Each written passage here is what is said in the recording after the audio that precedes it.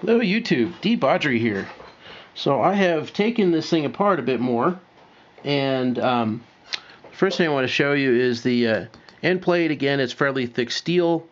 It's held in by 4 screws into metal, not into plastic.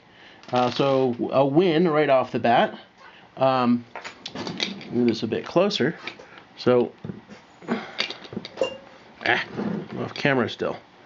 Turn the camera up a little bit. There we go. So here's the top of the manifold, and the underside is basically an empty hole. So I understand why this is hot inside. It's because you've got this this is the compression chamber for all intents and purposes. So this is where all the hot air is building up, and that explains why on this dome right here you get hot.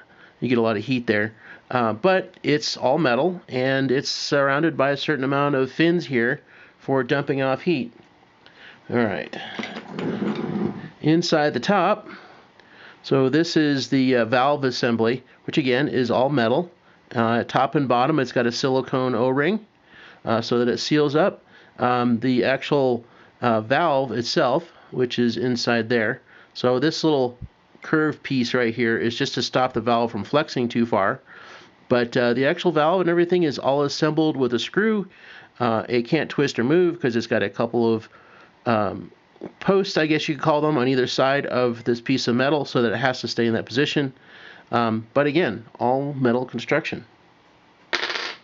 The actual piston, this assembly here, so I think the reason why this wasn't really getting warm is because it's loose around the actual cylinder wall. But again, all metal. Everything is tapped for M4 screws. This was held in place by M4 screws. So there's those.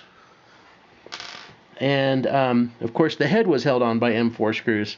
The actual cylinder itself is all steel. It's got one beveled edge, and it was actually installed correctly. So that's a good thing. It's very smooth inside. I'm not sure what that is. Not sure what material this is, but it's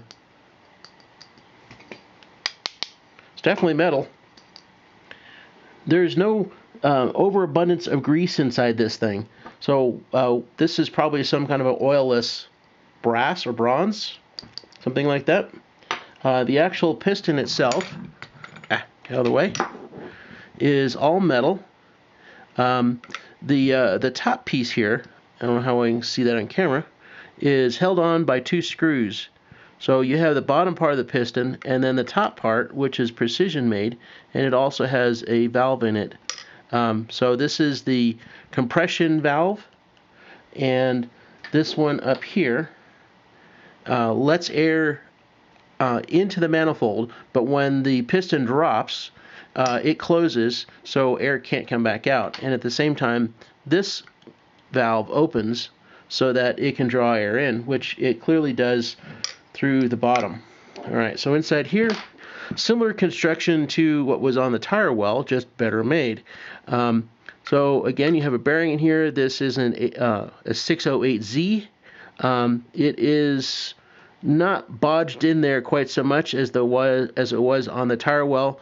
The end of the shaft is a little bit flared to hold it in place, but I don't see any way that the outer race of the bearing is held into the arm.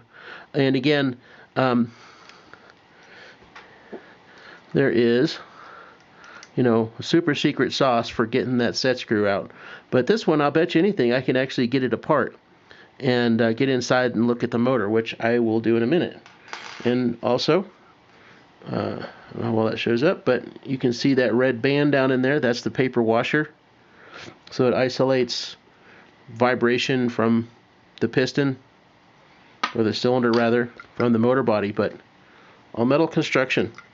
It's cast something, don't know what it is, but all metal construction, no plastic in here.